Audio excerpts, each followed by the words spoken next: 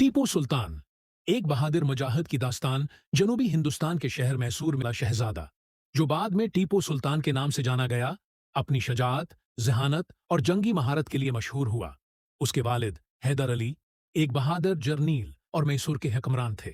बचपन ही से टीपू सुल्तान ने अस्करी तरबियत हासिल की और अपने वालिद के साथ कई जंगों में शरीक हुआ। अंग्रेजों के खिलाफ जंग जब हैदर अली हाथ पा गए तो टीपू सुल्तान ने हुकूमत की बागडोर संभाली। इस वक्त बरतानवी ईस्ट इंडिया कंपनी हिंदुस्तान पर काबिज होने के ख्वाब देख रही थी, लेकिन टीपू सुल्तान ने अपनी बहादुरी और हिकमत अमली से उनके अज़ाइम खाक में मिला दिए।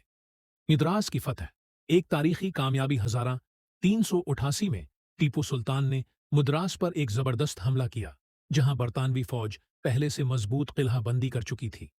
इस जंग में टीपू सुल्तान ने निहायत चालाकी और बेहतरीन जंगी हिकमत अमली का मुजाहिरा किया। उसने अपनी फौज को 3 हिस्सों में तकसीम किया और दुश्मन के लिए धोखे के जाल बिछाए।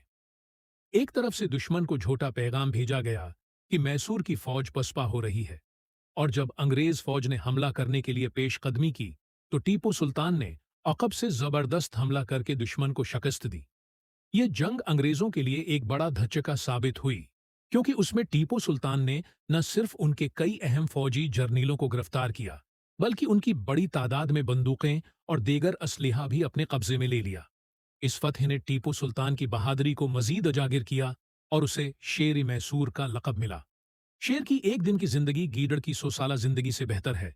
ये अल्फाज कहकर टीपू सुल्तान ने अपनी आखिरी जंग लड़ी और बहादुरी से शहीद हो गए। उनकी शहादत ने हिंदुस्तानी आज़ादी की जदोजहद को एक नया जज्बा दिया। टीपू सुल्तान का एक अहम फैसला।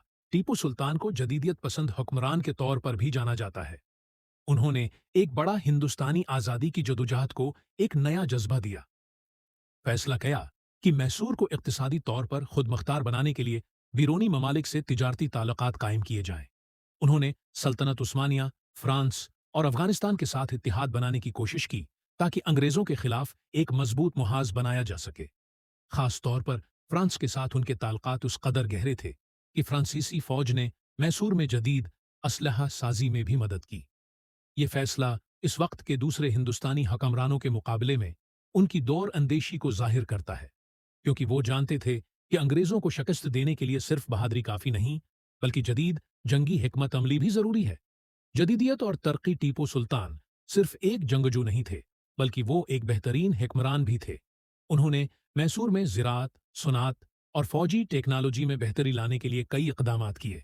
उनका रैक्ट सिस्टम इतना तरक्की याफ्ता था कि बाद में अंग्रेजों ने उसे अपनी फौज में शामिल किया। टीपू सुल्तान की कुर्बानी तारीख में हमेशा याद रखी जाएगी। वो एक ऐसे रहनुमा थे जो अपनी जमीन और हमेशा की यादों को महफूज रखते थे।